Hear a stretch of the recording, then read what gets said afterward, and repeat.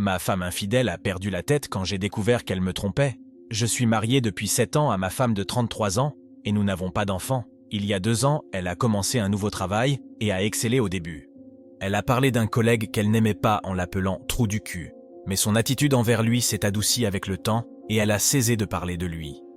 Je ne voyais pas de raison de m'inquiéter malgré l'imperfection de notre mariage, je lui ai toujours fait confiance et nous nous entendions généralement bien. Il y a environ 1 mois, j'ai commencé à remarquer des changements. Elle a commencé à envoyer des SMS plus fréquemment et à garder son téléphone à portée de main en permanence. Ses soirées et ses week-ends sont soudainement devenus plus chargés, elle est devenue distante et a évité toute affection. Et elle a commencé à mentir à propos de choses étranges. Le dernier mensonge a eu lieu lorsqu'elle a fait ses valises pour un voyage d'affaires en apportant un maillot de bain beaucoup plus révélateur qu'elle n'avait jamais porté auparavant. Lorsque j'ai posé la question, elle a prétendu l'avoir commandé en ligne, ce qui est faux, et avoir décidé qu'il n'était pas adapté à un voyage d'affaires en Floride, mais elle l'a quand même emporté pendant son absence. J'ai décidé d'enquêter pendant toute la durée de notre relation. J'ai découvert dans son sac de travail un dessin caricatural d'elle sur du papier d'hôtel, ainsi qu'un post-it avec des indications écrites de sa main pour se rendre chez des amis de son amoureux. L'examen de nos relevés bancaires a révélé de nombreux cas où elle prétendait être au travail, alors qu'elle dînait en réalité dans divers restaurants de la ville. Cela m'a poussé à creuser profondément comme un enquêteur. Je n'ai aucun scrupule à empiéter sur la vie privée lorsqu'il y a des soupçons sérieux. J'ai légalement placé un traceur GPS dans sa voiture qui est immatriculé à mon nom dans notre État. À son retour du voyage, elle a mentionné être allée dans un café et avoir fait des courses un dimanche, mais sa voiture n'est jamais passée près d'un McDo, alors qu'elle est rentrée chez elle avec un gobelet McDo, confirmant qu'elle y avait mangé. Ensuite, le mardi suivant, elle a dit qu'elle assistait à un dîner d'entreprise et qu'elle travaillait tard. Les données GPS ont montré qu'elle avait quitté le travail à 15h20 et était restée au restaurant jusqu'à 21h. Le gros problème est survenu le samedi suivant.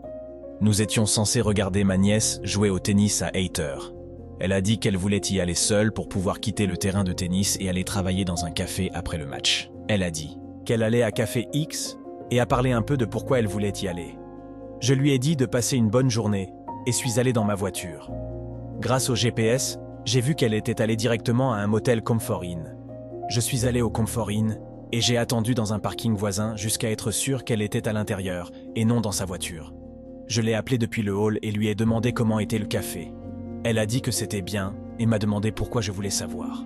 J'ai simplement répondu « Descends, il faut qu'on parle ».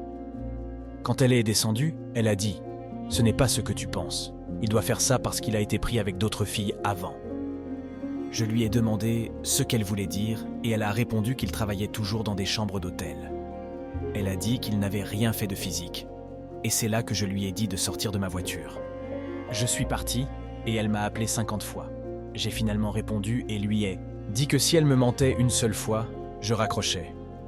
Elle a admis qu'il s'était embrassé une fois, il y a environ 5 mois, mais que c'était une erreur et que cela ne signifiait rien. Elle n'arrêtait pas de dire qu'ils travaillaient simplement ensemble. Je lui ai demandé combien de fois elle l'avait rencontré dans des hôtels et elle a dit environ 10 fois au cours des 9 derniers mois.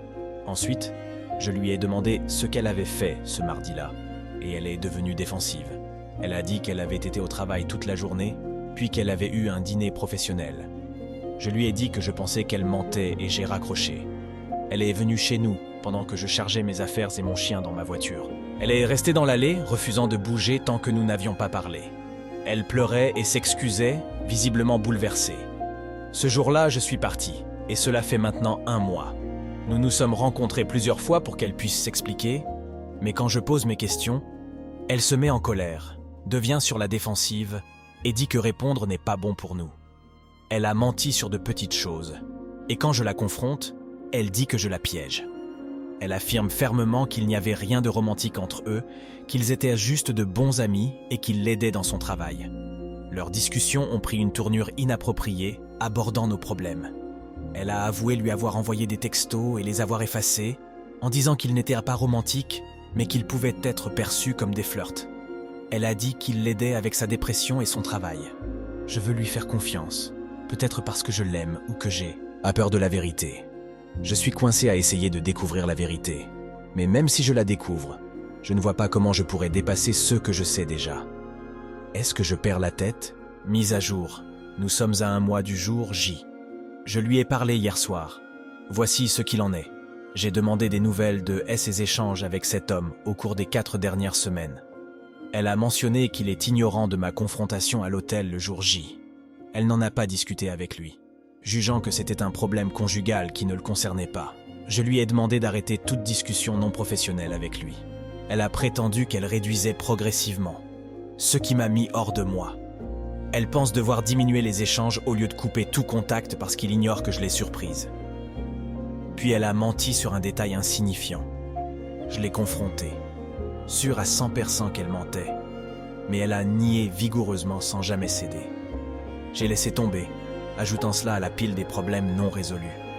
Après avoir prétendu qu'elle réduisait les discussions sociales avec cet homme, j'ai caché un enregistreur vocal chez moi et suis parti. Hier soir, j'ai écouté l'enregistrement et j'ai découvert que ma femme et cet homme avaient bavardé pendant plus d'1 heure au moins lors de 2 appels.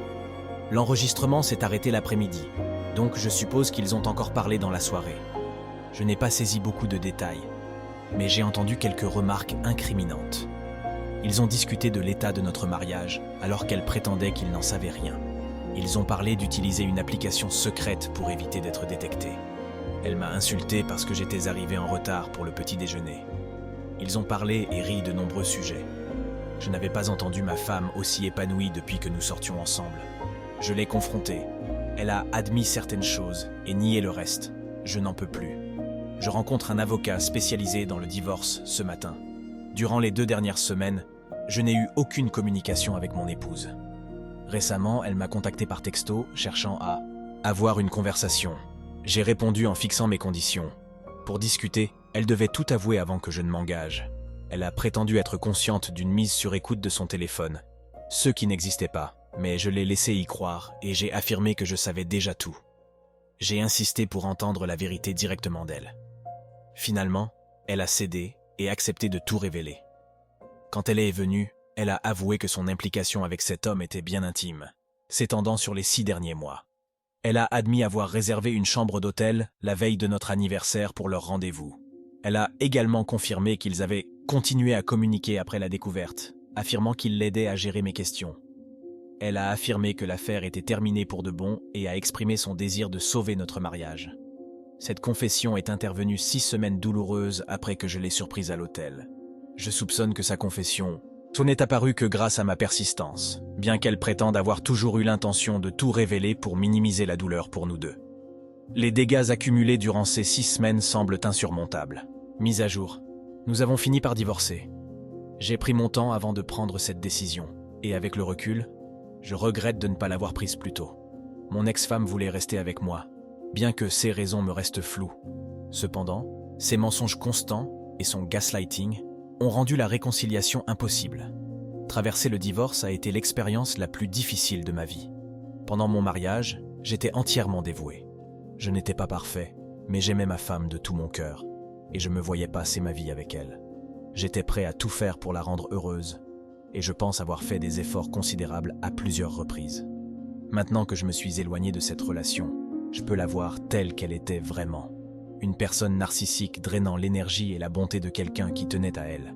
Le mariage semblait complètement à sens unique, avec une personne qui donnait tout et l'autre qui prenait plus qu'il n'était possible de donner.